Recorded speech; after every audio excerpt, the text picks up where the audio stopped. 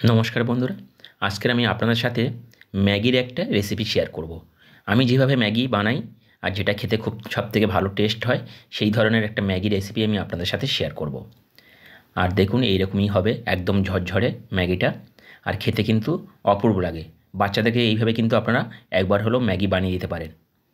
দেখুন একদম এরকম পারফেক্ট হবে। তো আমি কীভাবে বানাচ্ছি সেটা আপনাদের সাথে শেয়ার করব। আপনারা আমার সাথে থাকুন আর প্রথম থেকে ভিডিওটা লাস্ট পর্যন্ত কন্টিনিউ করবেন। তো প্রথমে একটা ননস্টিকের কড়াই বসিয়ে দিলাম, দেবো অল্প করে জল। 10 টাকা দুটো ম্যাগি দেবো। আর জলটা একদম বেশি দেওয়া যাবে না, অল্প করে আমি জল দিলাম। দেখুন 1 কাপের একটু বেশি। এখন 10 টাকা দামের দুটো ম্যাগি আমি এর মধ্যে দিয়ে দেব। একটা দিলাম আর একটা আমি দিয়ে দিলাম।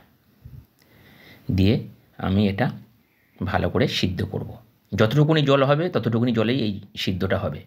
বেশি কিন্তু সিদ্ধ করলে একদম গ্যাদগ্যাদে হয়ে যাবে, বেশি সিদ্ধ করা যাবে না। তো দেখুন আমি কীভাবে সিদ্ধ করে নিচ্ছি এটা।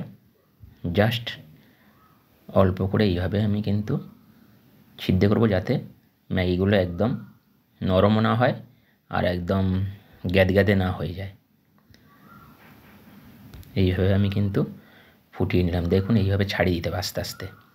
এইভাবে যতক্ষণ জল থাকবে ততক্ষণ এইভাবে নাড়িয়ে দিতে হবে, যাতে জলটা একদম শুকিয়ে যায়। আঁচটা একদম হাই রেখেছি আমি, তাহলে জলটা চটপট শুকিয়ে যাচ্ছে। দেখুন একদম শুকিয়ে গেছে।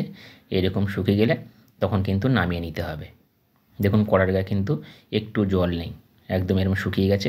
এখন আমি এটা নামিয়ে নেব, একটা পাত্রে নিয়ে হাওয়াতে দিয়ে ঠান্ডা করে নেব। আবারও ননস্টিকের কড়াইটা বসিয়ে দিলাম। দিয়ে আমি দেবো এখানে অল্প করে 2 চামচের একটু বেশি সাদা তেল দিলাম। দিয়ে তেলটা গরম হলে এখানে টুকরো করে একদম কুচিয়ে আলু কেটেছি। দেখুন আলুগুলো দিয়ে ভালো করে কিন্তু আলুগুলো ভাজবো আমি।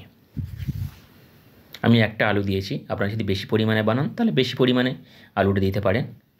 দিয়ে আলুটা কিন্তু আমি এইভাবে ভেজে নিচ্ছি।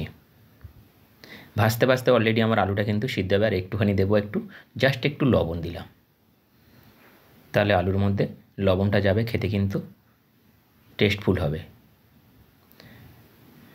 দিয়ে বেশ কিছুক্ষণ এইভাবে আমি আলুটা ভালো করে উল্টে পাল্টে ভেজে নিচ্ছি। যখন আলুটা ভাজা ভাজা হয়ে যাবে তখন দিয়ে দিতে হবে একটা পেঁয়াজ, একটা বড় সাইজের পেঁয়াজ টুকরো টুকরো করে কেটে নিয়েছি, সেটাকে আমি এর মধ্যে দিয়ে দিলাম। আর দিয়ে দেবো অল্প করে কাঁচা লঙ্কা। আপনারা যদি কাঁচা লঙ্কা না খান স্কিপ করতে পারেন। যদি বাচ্চাদেরকে দেন এই টিফিন রেসিপিটা, তাহলে আপনারা কাঁচা লঙ্কাটা স্কিপ করবেন। আমি এখানে কিন্তু রসুন আদা কিছু দিলাম না, জাস্ট আলু আর পেঁয়াজ দিয়ে আবারও বেশ কিছুক্ষণ এইভাবে আমি ভেজে নেব। যতক্ষণ না পেঁয়াজটা ভাজা ভাজা হচ্ছে ততক্ষণ কিন্তু এইভাবে নাড়তে থাকবেন আপনারা। এখন যখন ভাজা ভাজা হয়ে যাবে তখন আমি দিয়ে দেবো একটা ডিম। একটা ডিম দিলাম। আপনারা চাইলে দুটো ডিমই এখানে ব্যবহার করতে পারেন।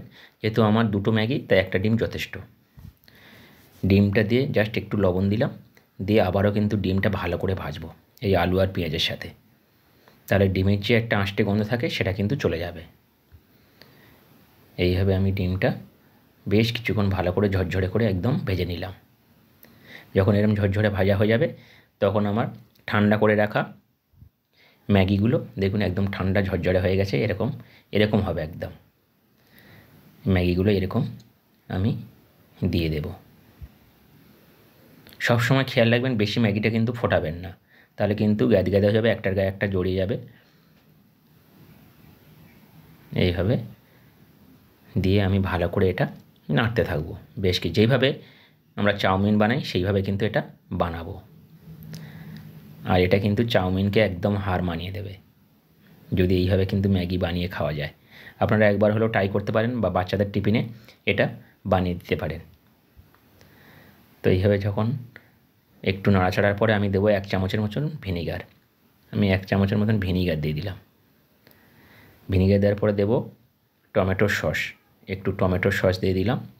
আপনারা যদি চান তো দিতে পারেন, না হলে স্কিপ করতে পারেন। আর দিয়ে দেবো একটু লাইট সয়া সস দেবেন, ডিপ সয়া সস দেবেন না। আমি লাইট সয়া সস দিচ্ছি। লাইট সয়া সস দিয়ে দিলাম 1 চামচের মতন। দিয়ে আবারও বেশ কিছুক্ষণ এটা আমি ফ্রাই করতে থাকবো এইভাবে। খুব কম সময়ের মধ্যে কিন্তু এটা বানানো হয়ে যায়। আর কিন্তু বাড়ির একটা সবাই কিন্তু এটা পছন্দ করে, আর একটা ব্রেকফাস্ট রেসিপি হয় এটা একটা। দেখুন এইভাবে আমি কিন্তু একদম মিক্স করে ভেজে নিলাম। এখন দিয়ে দেবো উপর থেকে ম্যাগি মশলা, 2 প্যাকেট ম্যাগি মশলা আমি এখানে দেবো, যেহেতু 2টো ম্যাগি তাই আমি 2 প্যাকেট ম্যাগি মশলা দিচ্ছি। আপনারা চাইলে এখানে গোলমরিচও ইউজ করতে পারেন, আমি গোলমরিচ দিচ্ছি না, যেহেতু এখানে আমি কাঁচা লঙ্কা দিয়েছি, গোলমরিচটা দিচ্ছি না। এইভাবে ম্যাগি মশলা দিয়ে জাস্ট একটু নাড়াচাড়া করে আমি কিন্তু এটা নামিয়ে নেব। এইভাবে আপনারা একবার হলেও বাচ্চাদের টিফিনে ম্যাগি বানিয়ে দিতে পারেন, দেখুন বাচ্চারাও পছন্দ করবে, আর বাড়ির কিন্তু ব্রেকফাস্ট হিসেবেও এটা কিন্তু ব্যবহার করা যায়। তো কেমন লাগলো এই রেসিপিটা আপনারা আমাকে কমেন্টের মাধ্যমে জানাবেন। এখন আমি সার্ভ করে দেখাবো। দেখুন আমি সার্ভ করে দিচ্ছি, একদম ঝরঝরে হবে এরকম, আর খেতে কিন্তু অপূর্ব, একদম ঝরঝরে হয়েছে দেখুন। তাহলে বন্ধুরা আপনারা কিন্তু অবশ্যই করে বাড়িতে ট্রাই করবেন। আজকের মতন বিদায় নিই, আবার নতুন রেসিপি নিয়ে আপনাদের সাথে শেয়ার করব। আর ওপর থেকে যখন সার্ভ করবেন একটু টমেটো সস দিয়ে দিতে পারেন, এরকম একটু শসা, একটু পেঁয়াজও দিতে পারেন, কিন্তু আমি দিচ্ছি না, আপনারা দিতে পারেন, দিয়ে এইভাবে সার্ভ করতে পারেন। দেখুন কি দারুণ লাগছে দেখতে। তাহলে বন্ধুরা একটু খেয়ে দেখি এখন কেমন হয়েছে। তাহলে আজকের মতন বিদায় নিই, সবাই ভালো থাকবেন, সুস্থ থাকবেন, আবার নতুন রেসিপি নিয়ে আপনাদের সাথে শেয়ার করব। আপনারা ভাবছেন জামাই ষষ্ঠীর সময় এরকম একটা রেসিপি, সবাই জানে যে জামাই ষষ্ঠীতে চিকেন, মাটন, মাছ বানানো যায়, আর সবাই পারে বানাতে। বাই বাই, টাটা, আবার দেখা হবে বন্ধুরা।